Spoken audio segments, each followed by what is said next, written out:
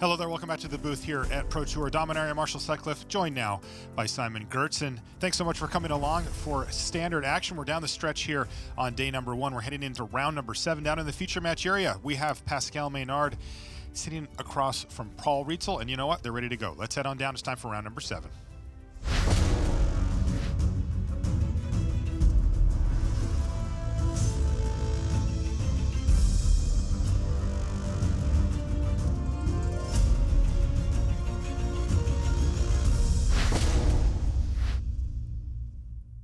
And welcome back to coverage here at Pro Tour Dominaria. I'm Marshall Sutcliffe. I'm in the booth with Simon Gertzen. Thank you so much for coming along for coverage of Standard here on day number 1. In our feature match area, we have a nice one lined up for you here. We've got Pascal Maynard. He plays for Team Mastrop West. He's a gold pro with a second place finish at Pro Tour Ixalan, if you'll remember that. Across from him, well, Paul's finished one better than him at a Pro Tour. He's actually a Pro Tour champion, PT Amsterdam 2010. Feels like it was a way ago now, and it kind of was. He's also in the Hall of Fame as of 2014. They're underway here, Simon. Pascal's on blue-black mid-range. Rietzl is playing red-black aggro. What are the kind of high points for the matchup? So the red-black aggro deck is something that you will recognize. It's the version with Bowmat Courier, so it's a little bit lower to the ground. And then blue-black mid-range, that's an interesting deck. It almost looks like a Godpharaoh's gift deck, but it doesn't really have that. It just has all these great value cards from Gifted Aetherborn up to Ravenous Chupacabra and Liliana Death's Majesty. Oh, and did I mention the Scarab God? You did not. That is, it does seem relevant here. Pascal Maynard is going to fire off, well, nothing for the first few turns of the game, and eventually a Doomfall. Paul's going to take a quick read of the Doomfall before allowing Pascal to look at his hand and pick one of these non-land cards to take away. And boy, he's got some pretty powerful stuff here. Take a look at that hand from Paul Rietzl. He has Chandra. He's got Hazaret the Fervent, Pia Nalar, and a Goblin Chainwhirler, as well as 3 additional lands. So a lot of power there. Yeah, if you don't do anything for the first 2 turns, at least you want to have powerful plays on 3, on 4, and Paul certainly has that. It's even difficult to decide what to take here because there's no way to disrupt Paul's curve from here on. So it looks like he's just going to take what he views as the most problematic or powerful permanent that he can, and that is going to be Chandra. In the meantime, Paul's going to get a little dirty work here done and cycle a Canyon Slough. So his hand looks a little different than when Pascal even first saw it, but as you said, he can't really disrupt the curve, so Paul has this choice here. He can either go for Pia Nalar, which is what he's going to do, or he could have cast a Chain Whirler there, but let's be patient. Yeah, the Chain Whirler is better later because it will punish 1 toughness creatures, and it puts the same amount of power on the board. Paul is going to get hit by another Doomfall from Pascal here, though. As it sits, Paul cycled into and drew a land, it looks like. And that's really good news for Pascal because now he can take that Hazaret, and he has suddenly dealt with 2 of the most critical permanents in Paul's hand. Right, leaving Paul with just a pair of... Oh, looks like we spoke too soon. He took the Goblin Chain Whirler. I'm surprised. I'm going to be honest here. Because, yes, the Goblin Chain Whirler is one of the most powerful cards in Standard, but if you're playing blue-black mid-range, you shouldn't be that scared of Chain Whirler, but I think that Hazaret is always scary. Yeah, he must have something. Well, that's interesting. Maybe he already had one in his hand, but perhaps a card like Vraska's Contempt, but yeah, he just top-decked it, right? He just drew it. Like, he just drew that. Oof. Okay, here's 5 mana for Liliana Death's Majesty. Paul's going to take a look at that. I think that's really smart. Whenever a Planeswalker comes down that's not played as often as, for example, Chandra or Karn, just make sure you know exactly what it does. Also that the numbers are right, the minuses and pluses. Yeah, because people that are used to playing with that card tend to do it very quickly. In fact, sometimes they'll even just put the die on the number that they're intending for it to go to, and that can get a little quick. So he's going to plus Liliana Death's Majesty. That's going to put her at 6 loyalty, make a 2/2 black zombie, and mill him for 2. And this is the critical turn. This is the turn where Paul if he can empty his hand sufficiently, if he can attack with Hazoret, kill Liliana, then it has been really, really great for him to have that Hazoret. That's exactly what he did.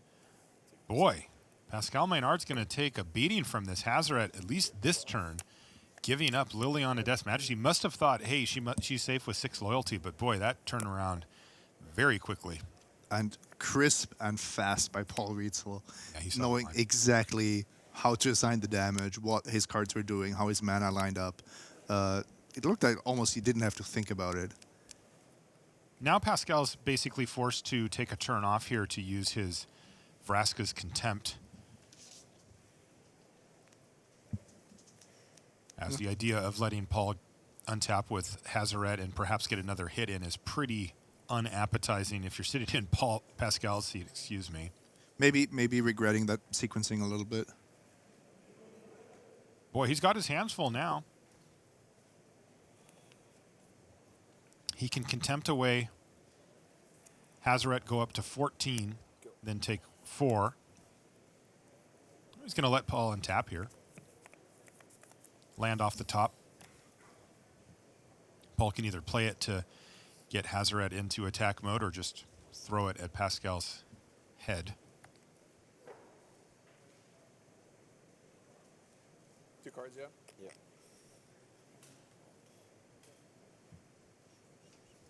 At this point, Paul is thinking about the instants or flash creatures that could be in Pascal's deck. So, of course, not playing the land is the play that deals more damage in the long run, but playing it leaves your options more open. If something gets bounced or you want to activate in response, then having that extra mana in play is actually valuable. Yeah, with 2 lands in hand, he's going to throw one of them at Pascal, and again, that's going to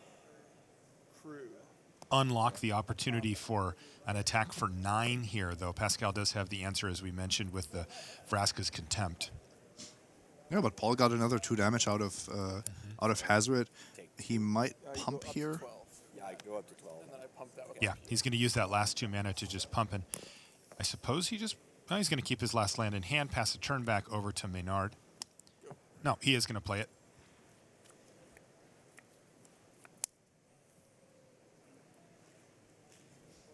Doesn't make a huge difference, but when you have a PR in play, that extra mana can actually make a difference. Yeah.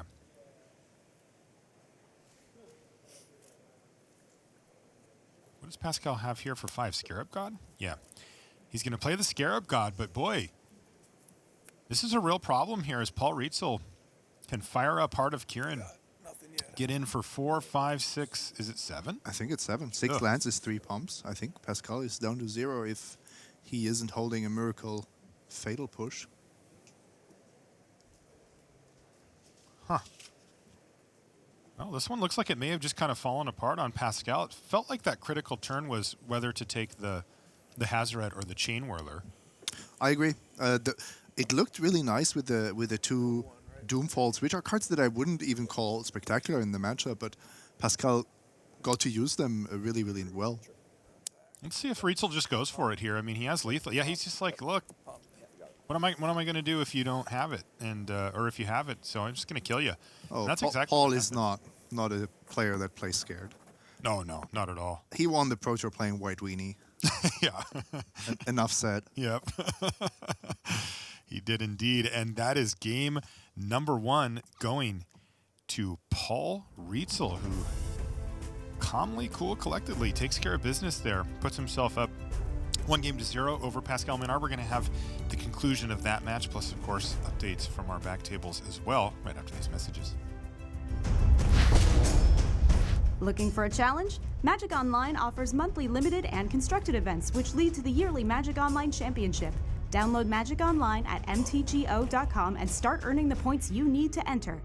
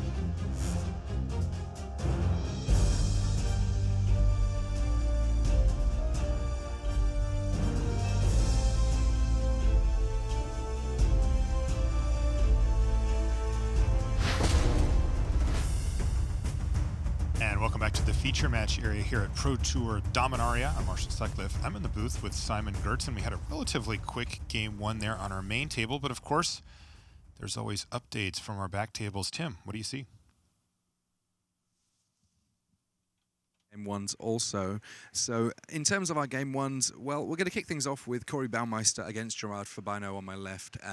There we have Fabiano. He's on Esper, very much the control role. Meanwhile, Scrap Heat Scroungers for Corey Baumeister. Able to win things out in game one.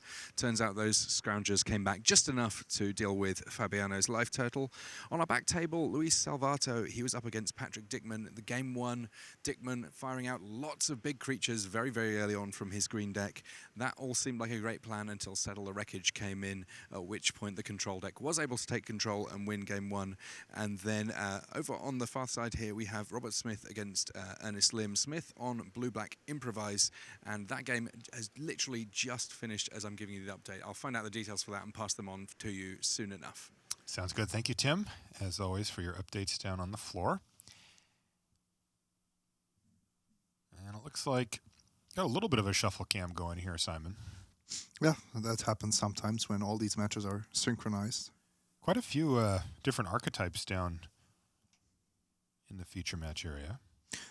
It does feel to me like there's this half of the field that went with the established decks, and then the other half which said, let's try something new, let's bring something that we haven't really seen, but also where other players are not really prepared to play against. Steel Leaf Stompy versus Blue-White Control on the back table there. Yeah, I covered that with Tim last round, in fact. Really, really close games. So Churik against Kowalski. Mm-hmm.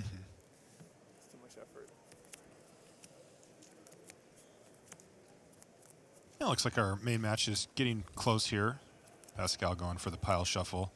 Usually used to count the number of cards in the library, make sure you didn't over or, God forbid, under sideboard. Yeah, or just misplace a card. Mm-hmm. Critical look by Paul.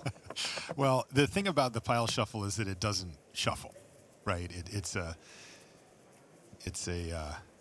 method that can be useful to make sure that you have all your cards with you, because that is, of course, a problem you don't want to find yourself with. But got to get that randomization going as well. Okay, good luck.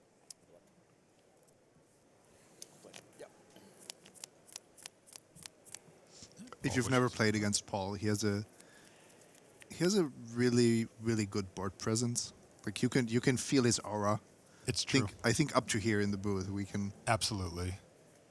Yeah, he's a little different than some of them. You know, they call it the Finkel fear factor, if you've ever heard of that. It's just when you play against these legends of the game, it can be really intimidating, except for it's just certain people tend to have that more than others. And Paul has it for sure, but it's a little different. It's not like when you play against John or Huey or Owen. He's not as intimidating, but he makes plays that make you feel intimidated. And he's so calm and fun at the table. It's probably a little intimidating too, I suppose.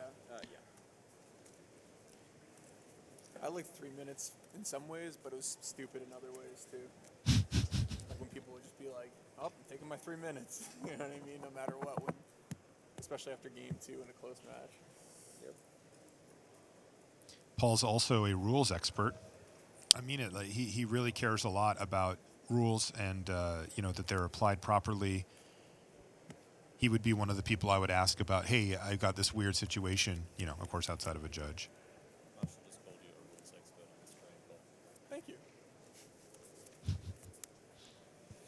Okay, let's try. I'm a long-time member of the convocation. All right, and it looks like we are underway here in game number 2.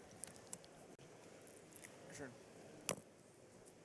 Bomat Courier kicks things off here for Rietzl. Yeah, not many pros that prefer Bomat Courier to Teferi, but Paul Rietzl is certainly one of them. I hope I have all creatures. Yep. That was a perfect example of what you were just talking about, by the way, Simon. He picks up the Kite Sail Freebooter, says, gosh, I hope I have all creatures, looks at his hand and goes, yep, and just flips them. And it's these little darts, Yeah. It's like... He's not Yeah. mean, but you're like, man, like I whiffed, really?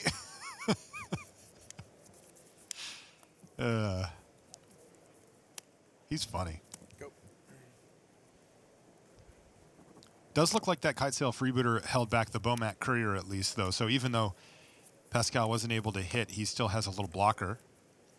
That's good. And he might actually only hold the Courier back for one turn because Goblin Chain Whirler is coming next. See Champion of Wits, card that has seen plenty of standard play in its time. And I've seen it down in the feature match area a fair bit today as well. It seems really good. I think Eternalize in general is a mechanic that a lot of players have picked up because of how popular the control decks have become. But Goblin Chain Whirler still kills 1 toughness creatures. 15. Your turn. 4 cards. Yep. Paul passes a turn back. You hear Pascal say, how many cards you got? 4 is the number. Never. Okay. Yep, never to return is the card. 2 cards. Yep. Pascal also has a land drop and passes the turn back now to Rietzl, who still has a Scrap Heap Scrounger, so he's the one with pressure. And that's a lot of damage. 3 attorneys down to 12. Paul actually had the kind of the perfect curve, but it wasn't clear if he could find his lands in time. And this is now, he found a black source, but it comes into play tap, so it's quite the cost. Yeah, pretty awkward here for Rietzl. He'd love to have developed his board on that turn. Instead, now all of a sudden he's facing down Liliana Death's Majesty. Now, he defeated her in game number 1 quite handily, but he had a much bigger board state at the time. Let's see if he can take care of business here, because Pascal's at 12 with a Planeswalker, 6 loyalty. And look at this hand now. The land number 4 came into play tapped. Doesn't have a 5th land for Glorybringer, which would actually take care of the Planeswalker. And these 4 drops don't really help. So he's going to have to come up with a plan that's going to be a multi-turn sequence here, either to kill Liliana or maybe just Pascal. That's the easy way to get rid of a Planeswalker.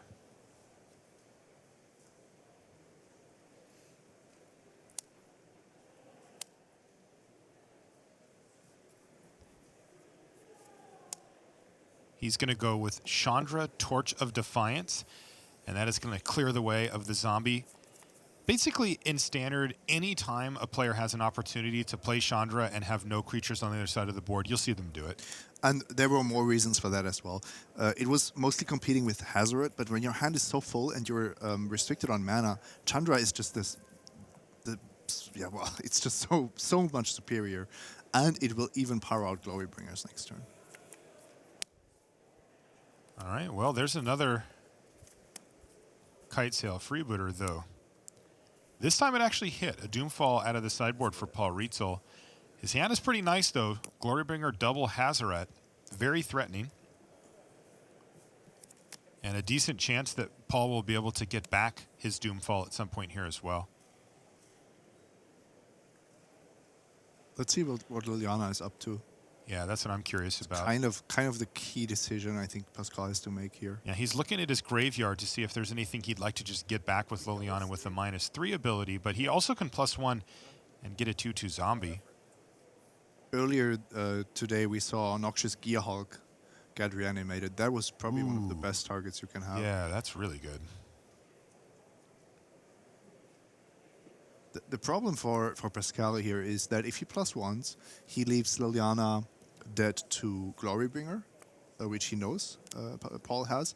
But if he -3s, he would have just sacrificed Liliana on the spot. I'll take your Glorybringer.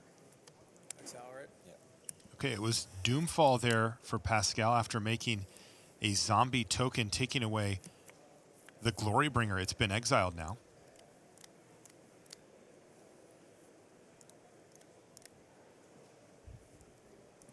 So where does that leave Rietzl? He had 2 copies of Hazoret in hand in his draw step as well.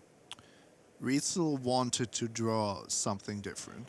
What he wanted to draw was, for example, a land. Then Chandra and Hazoret would have worked beautifully together. What he did draw was a second Chandra, probably one of the worst draws in his deck.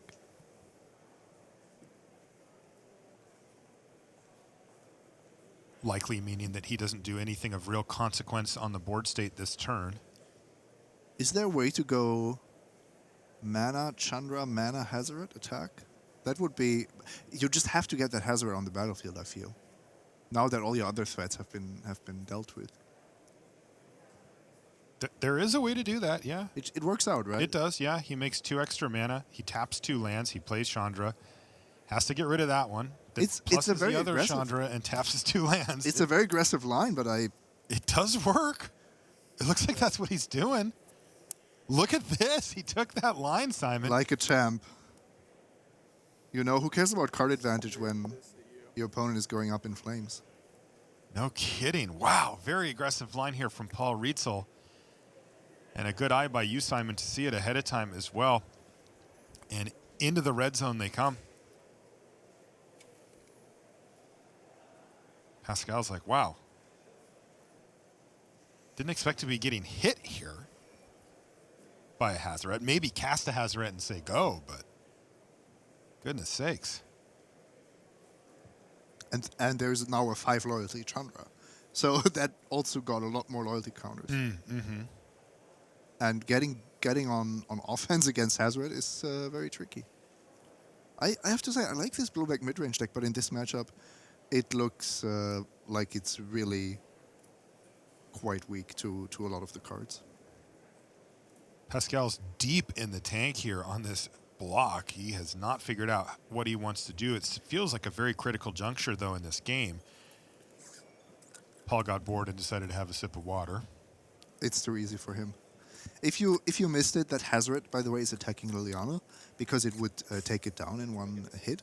The Scrounger, however, is attacking Pascal because bringing Liliana from 4 to 1 is not worth it for Paul. I'm just made a decision, that's why. Pascal has to be careful here. I don't think the judges He needs have to that much humor. Yeah, he's got to make sure he's playing at a pace consistent with being able to finish the game. So, Paul Rietzl gets back Doomfall after the chump block, but Pascal is still clinging to his Planeswalker, Liliana, Death's Majesty. But boy, that aggressive line from Paul looks really nice here. Look at the board. I love it. 2 super good threats, kind of dominating Liliana on different axes. I think Pascal's problem is also he doesn't really have anything good to get back. Well, he's going to go ahead and make a zombie. It's a land there for Pascal. He's going to take this opportunity to take Paul Rietzl off of black mana, although sure he can do it. Right? This is the... There it is, swamp back again for Rietzl.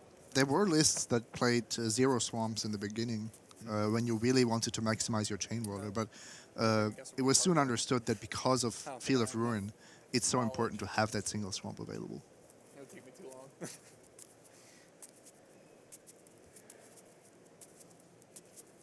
So that didn't really change much for Paul's mana situation. I'll exile your Scrounger. Yep. And he uses the return side, the aftermath there from Never to Return, to get rid of this I had 2 Scrounger. cards in my hand, but I thought I cheated. I forgot I got the Doomfall back. This is kind of what we were talking about with Paul. Like, he makes comments like that make you think, like, oh, he's kind of, maybe he's not that great, you know, but he's got he's down. It's just... He's incredibly good at Magic. Yeah, he really is. You don't get in the Hall of Fame without being so. You don't win a Pro Tour without being so, and he has both of those things. He's so good that he can make you think he's not that good. Yeah. I stopped believing that, by the way. Years ago, I said, oh, I'm on to you now. I know how good you are. Also, the interesting part is if you talk to his peers, they know what's up. All right, a braid, this thing. Yeah, that was a bit of a Pascal knows snowball what's up too. situation. Yeah, Pascal's now in a terrible spot. He's found himself a gifted attack with it. Etherborn. I cheated. There's 2 cards. Yeah, 2 cuts and when you attack the Hazaret. Oh, we better stop the thing here. Yeah, look at that. Paul got a little bit ahead of himself there. He must have heard us talking so good about him. Yeah, I think he confused himself with his own talking. I I drew play that. Drew and played that. Okay. So we can back this up until so we can try to back this up, which Should be is easy. certainly doable. So this is an So attempt this at a time backup is here from the course judge, on and the it looks top pretty right. clean So we're just going with no cards in hand for Pascal. back, going to tap lands the way they were tapped. Those two had died, and that's Yeah, the the Chandra minus Yes. on the zombie. we agree on The that. braid killed the other zombie, but that left Rietzl with 2 cards in hand. And Sorry about that. I forgot that. I forgot again that I returned this Doomfall. we have, Right. this is the point, he got a card back from the freebooter. He commented on it regarding the last turn, but then he missed it for the turn that he was actually in. Right, and but you know that is it shows the Paul's thought process there was, you know, he was thinking ahead of, okay, I'm not going to have enough cards. If I draw a thing, then I can do it, and he did those things, but then it slipped his mind that he had actually gotten a Doomfall back in his hand. Well, how much does this change the way the game plays out now? Rules I mean, expert, the huh? difference is obvious. The difference is a 5 loyalty planeswalker on Pascal's side. By the way, Paul's blaming us for cursing him. Yep. He said we jinxed him about the rules knowledge. That's you don't believe in that, do you, Simon? In jinxing? Yeah. No, I don't. Okay, so Paul's going to have to take this one. I don't think Paul believes in it either. No, he doesn't. Actually, he's a sports fan. Of course he does.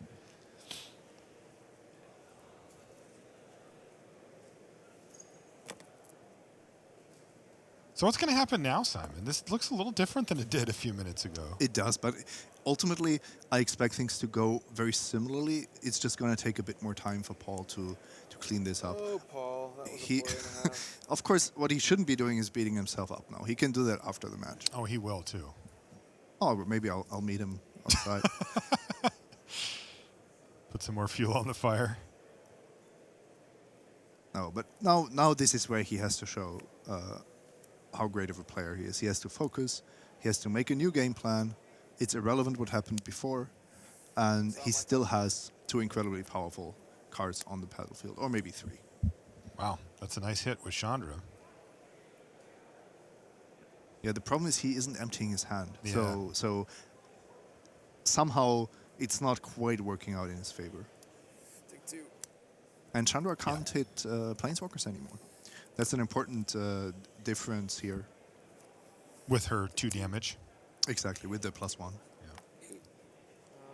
So instead, Paul is going to go ahead and let Chain Whirler stay exiled, and then he's going to pitch Hazaret to his other Hazaret. Now she's ready to rumble. And Paul Considered in the red zone. is going for Pascal. He did not redirect to Liliana, it appears. I think he's going for Pascal's life total directly. Which does make sense, because Pascal's life total is almost the same as Liliana's loyalty. So if you could beat Liliana, you could just win the game instead as well.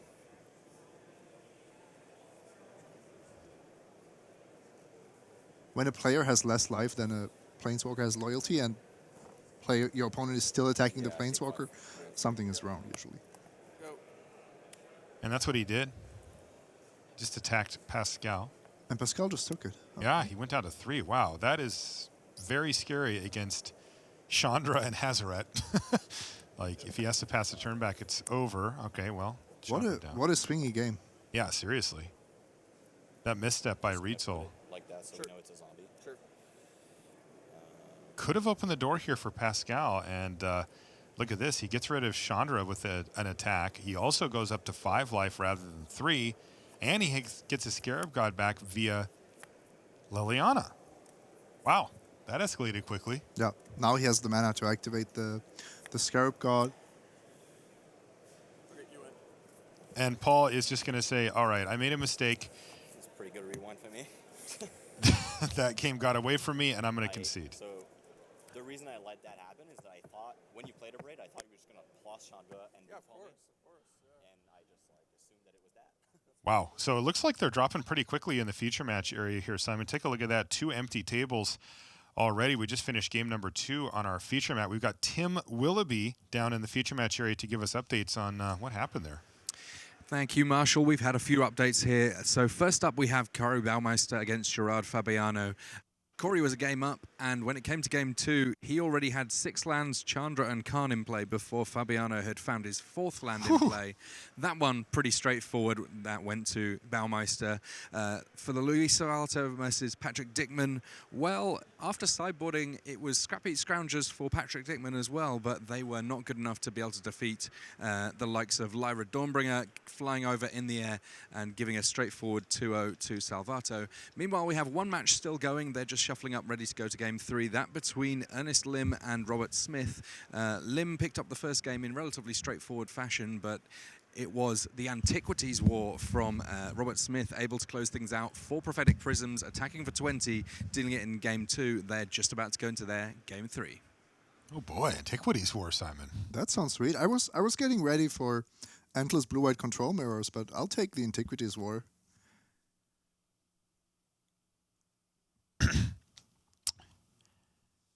Meanwhile, it looks like both of our matches are just getting underway here. Simon, what stood out to you, metagame-wise? Seemed pretty flat walking around the room. Yeah, I think it has been the Goblin Chain Roller Pro Tour in the sense that you either play it, you try to ignore it, or you try to beat all these control decks and the other decks that are built to beat Goblin Chain Roller. And then you have kind of a rock, paper, scissors metagame, but of course it's more nuanced. There are at least 10 decks you can play in Standard, and also the matchups are not as clear. It's just a feel-bad moment if you are playing Glintsleeve Siphoner or Llanowar Elf, and they are just dead to your opponent's turn 3 play. Yeah, that happens to also be a potent threat. Yeah, and Cruise Heart of Kiran. I think that this 1-2 punch or 2-3 punch is actually what makes a lot of strategies difficult to execute. If you are just sitting there, your one toughness creatures die, you're taking 4 on turn 3, then maybe 7. That's just really tough.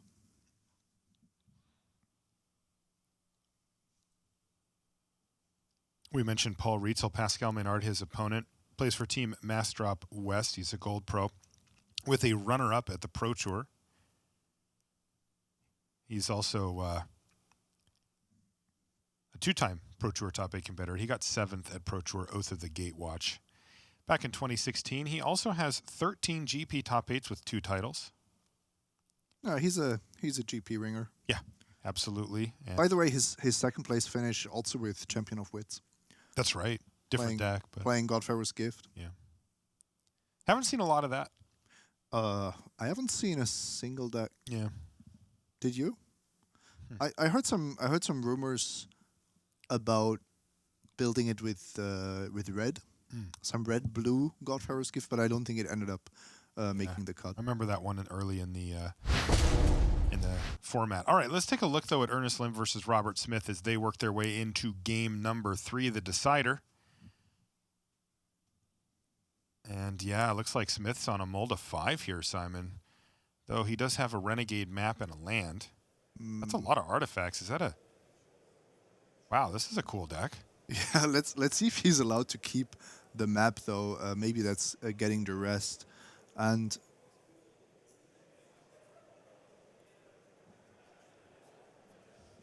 Merchant's Dockhand in the middle there. Oh, boy. Yeah, you have that white stone that makes a 1/1. Can't quite make out the last card. I think we need a deck list for that. Well, I have it right here. Cockworker's Puzzle Knot. Yeah, from the Puzzle Knot cycle. I think he's also got a servo schematic in his hand there, that middle card. This could be a rough one, though, for Robert Smith. Mulligan to 5 is always tough, and in these highly synergistic decks, it can be hard without critical mass. But yeah. Cogworker's Puzzle Knot hits the bin. Renegade map hits the battlefield, and now it's going to get sacrificed.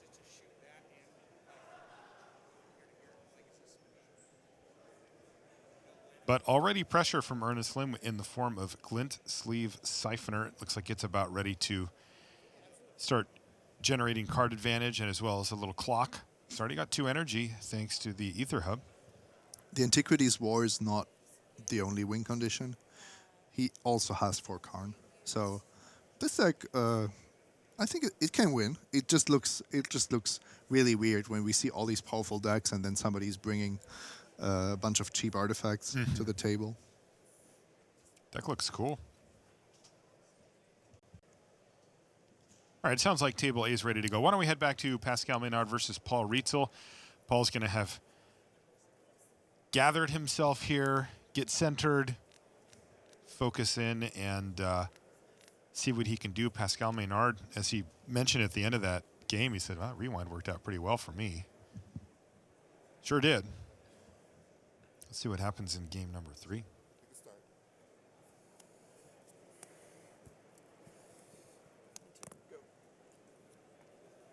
All right, Bomat Courier to kick things off for Paul Rietzl. One of the best possible ways for him to start, and he's going to start chipping in for damage and perhaps generating some card advantage as well. One thing about this red-black aggro deck is that even if you are mulliganing, it doesn't feel as bad because you have Bomat Courier and Hazoret. Bomat Courier to refuel, and Hazoret can actually sometimes attack earlier because you've taken a mulligan. Not that you are happy about it, but it is easier than in other decks. Looks like Pascal's considering his options here on 2, perhaps going to play a Gifted Aetherborn. That is quite a stop sign for some of the different cards that Paul has, though. The downside to playing it, of course, is that it does open up to Paul using his mana quite efficiently here if he's got a burn spell. End of turn Abrade, and then you're just falling behind. Yeah, and this is much better. He gets to use Fatal Push on Paul's turn to kill. I think we've finally reached the point where Bomat Courier is getting the respect it deserves. Indeed. We've seen too many times where it was allowed to go up to 5 cards, and that's just ridiculous. You're giving your opponent a Lava Axe and 5 cards for a single colorless. That's not what you should be doing. Here's a nice one, though, for Pascal, his favorite, Champion of Wits. And that's a card that's more expendable than the Gifted Aetherborn. If Paul decides that it's correct to use a removal spell on it, I think the Pascal can live with that. Oh, in a sense, you're happy about it. Right. You are even happy to trade it with Bomat Courier, I think. And Rietzl draws his card for the turn. What did he find? Well, he did find a removal spell for it, though. Not casting it until his turn this time. Unlicensed Disintegration. He also gets the extra 3 damage plus the 1 more from the Courier, so a pretty big turn there for Rietzl. I'll lose and enter, gain loose. Oh, but there's Ravenous Chupacabra now for Pascal Maynard to make sure that Paul doesn't have that kind of board state where he gets to just unload his hand and then reload with the Bomat Courier. And once again, turn land 4 go. a tapped land. Wow, those Canyon Slews have been extremely punishing for Rietzl. This is the difference between winning and losing, you know? The fact whether your Hazoret or your Chandra can come down or not makes such a big difference. Yeah, he has both of them in hand as well as, well, his best 5-drop Glorybringer as well. Boy, this is a tough one here for Paul Rietzl. Now, his hand is quite strong, though. He did find a land off the top, too. And look at Pascal's lands. 3 Ether Hubs is kind of dangerous. He's now down to no energy after casting Cast Down on the Glorybringer. That means he's got a bunch of colorless and then a blue-black land, 14, but 15. Correct. boy, this is a little sketchy. Yeah, he's going to need to find some lands here with his Champion of Wits. That's a Sailor of Means. Oh, sorry, Sailor of Means, excuse me. Well, I guess that kind of counts as finding your mana? Sideboard tech. No kidding. We are seeing some cards in Standard. Have not seen you in a while, my old friend. Where have you been? Do love me a Sailor of Means, though. Did not expect to see one on camera here. Wow, that was a turn for Paul Rietzl, though. He cast Chandra, Torch of Defiance, plussed it, and then cast Hazoret. It does cost Pascal his black source, but he is definitely in control here. That was nasty from Pascal Maynard. He used Vraska's Contempt to kill the only blocker and then kill the Planeswalker. And just as quickly as that board state swung in Paul Rietzl's favor, it fell grossly out of favor. And it's hard to imagine a way for him to come out of this mess now. And that's going to do it. perfect curve out there for Pascal Maynard, and Paul Rietzl just has to extend the hand. He's going to be beating himself up about that play in turn 2, but excuse me, in game number 2. But here in game number 3, I don't think there was a whole lot he could have done there. Sailor of Mean beatdown. And mana fixing. Absolutely. He needed it, right? That was the second black source for the Vraska's Contempt. Wow. And Rietzl is out of there. Well, understandable. So we're going to jump back over to the last table running here. And this is the one where Robert Smith had mulliganed to 5 and got to rest on turn 1 as well. So not a lot of resources, but he does seem to be kind of here. Another duress is going to take away the last card in his hand, Metallic Rebuke. He's managed to assemble a board with 6 artifacts, but he needs some way to take advantage of them, and he doesn't have it, so he has to extend the hand. And that's Ernest Lim winning his match. Boy, Ernest, 7-0. Crushing it. Fantastic start there for Ernest. Really great stuff. And Robert Smith is going to have to take his first loss of the tournament. He only had a draw on that right side of his sheet coming in, so still looking pretty strong there. And I always root for Robert. He actually won the first Grand Prix I did coverage at, which was, I don't know, 6 years ago now or something like that. So whenever I see him out and about, that's my guy. That's the one. Cool. All right, that's going to do it for round 7 coverage of Standard. We're going to take a short break. When we come back, though, we'll have one more round to bring you. Don't go anywhere. Play Standard each week to win special Standard Showdown prize boosters. Dominaria Standard Showdown events are being held near you. Find a location to play at magic.wizards.com/Standard Showdown.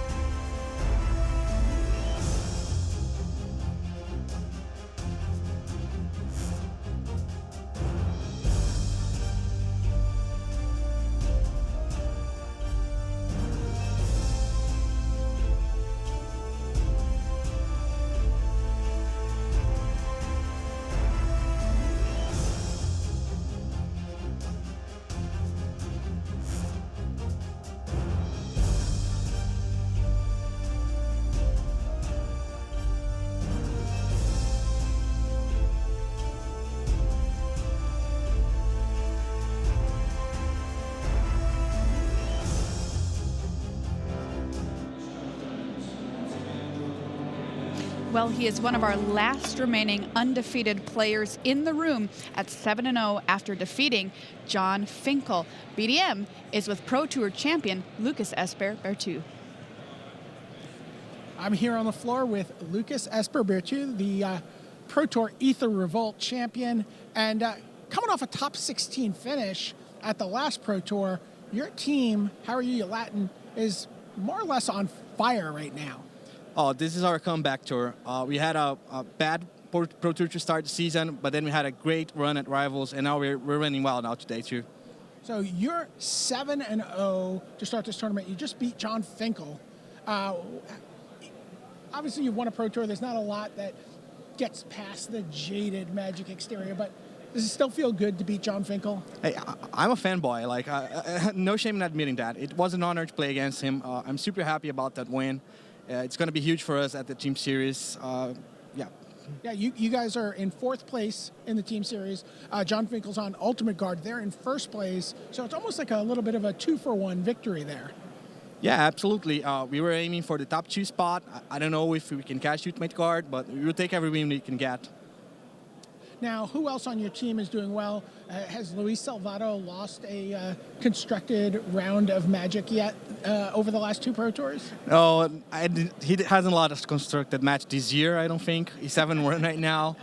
Thiago and Marsh are doing well. Carlos is doing well. I think this could be a good Pro Tour for us.